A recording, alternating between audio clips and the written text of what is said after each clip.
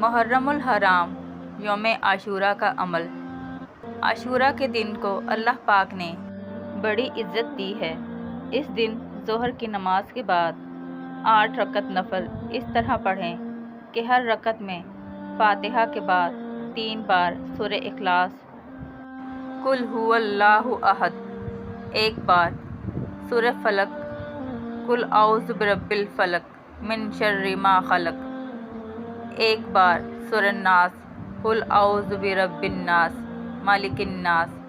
اس کے بعد یہ کہے کہ یا اللہ پاک، میں نے جو نوافل پڑھے ہیں ان کا ثواب سیدنا حضرت امام حسین رضی اللہ تعالیٰ عنہ اور شہدائے کربلا کو پہنچا دے، تو اللہ رب العزت آپ کو اتنی عزت عطا فرمائیں گے کہ قیامت کے دن سیدنا امام حسین رضی اللہ تعالیٰ عنہ آپ کی شفاعت کے لیے آگے آگے ہوں گے۔